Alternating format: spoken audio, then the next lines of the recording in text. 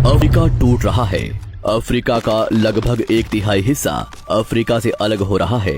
वैसे ही जैसे आज से 10 करोड़ साल पहले भारत अफ्रीका से टूटकर आज के तिब्बत से टकराया था, अब वैसे ही अफ्रीका का ये टुकड़ा भारत से टकराने वाला है। और अगर ऐसा होने वाला है तो यहाँ की जमीन ऊंचे पर्वतों में परिवर्तित हो जाएगी।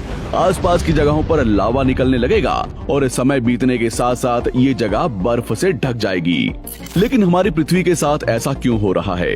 क्या हम इसे रोक नहीं सकते? आखिर भविष्य में हमारी धरती के साथ क्या होने वाला है? आज से लगभग 4.5 करोड़ साल पहले हमारा पूरा ग्रह पानी से ढका हुआ था। पृथ्वी को बने हुए कुछ ही साल हुए थे, जिसकी वजह से पानी के कुछ ही फुट नीचे लावा उबल रहा था। समय के साथ साथ ये लावा ज्वालामुखी के रूप में बाहर निकलने लगा, जिसकी वजह से पानी के ऊपर छोटे छोटे आइलैंड के रूप में जमीन बनना शुरू हुई। और कुछ लाख साल बाद पूरी पृथ्वी पर कई लाख छोटे छोटे द्वीप निकल चुके थे और अब धीरे धीरे धरती की ऊपरी सतह ठंडी हो रही थी, जिसकी वजह से धरती में दरार होने लगी और इसी वजह से छोटे छोटे द्वीप एक जगह इकट्ठे होने लगे।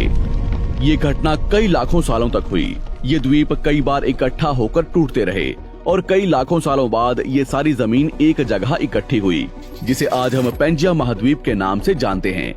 आज से लगभग 20 करोड़ साल पहले पैंजिया फिर से टूटना शुरू हो गया और उसी विशाल महाद्वीप में से भारत, अंटार्कटिका, ऑस्ट्रेलिया और अफ्रीका से टूटकर आज के तिब्बत की सतह से आ टकराया। टकराव इतना भयंकर था कि इसकी वजह से तिब्बत की जमीन सिकुड़ गई और जहां टकराव हुआ वहां विशाल हिमालय खड़ा हो गया। आज भी माउंट एवरेस्ट की ऊंचाई बढ़ रही है क्योंकि भारत की जमीन तिब्बत की ओर दबती जा रही है। आज आप जितने भी देश जानते हैं वो करोड़ों सालों पहले एक हुआ करते थे। धीरे धीरे वो अलग हो गए और आज भी हर साल धीरे धीरे अलग हो रहे हैं। और इसका सबसे बड़ा उदाहरण है अफ्रीका का ये हिस्सा जो 2 हिस्सों में टूट रहा है। 2005 में दक्षिण पश्चिमी केन्या से नीरोबी नारोक हाईवे तक रातों रात जमीन फटकर 2 हिस्सों में बंट गई और ये दरार हर साल 6 से 7 मिलीमीटर जितनी बढ़ रही है।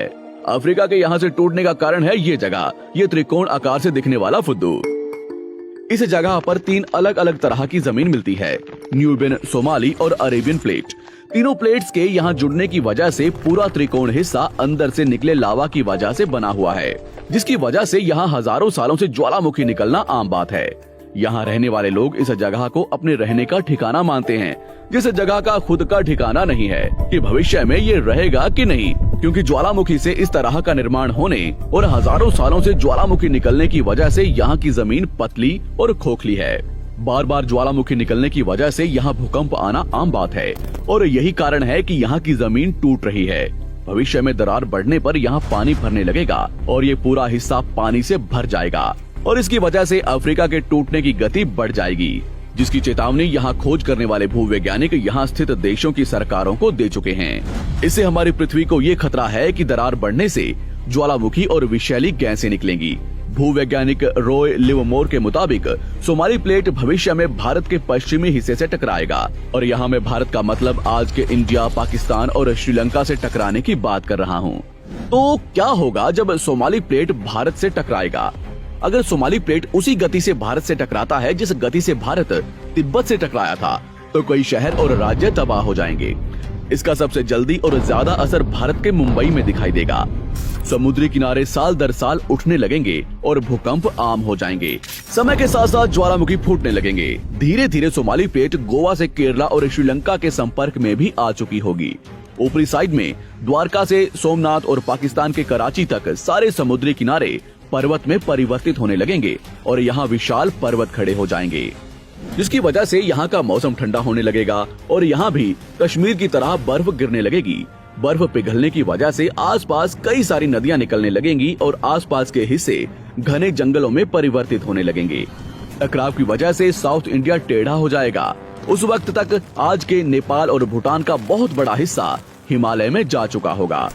इस वक्त तक सिर्फ भारत ही नहीं पूरी दुनिया बदल चुकी होगी। पृथ्वी की सारी जमीन एक जगह इकट्ठा हो चुकी होगी और इसकी वजह से आज के ज्यादातर देशों का वातावरण बदल चुका होगा। आज का पूरा एशिया और ज्यादा उत्तर की तरफ जा चुका होगा।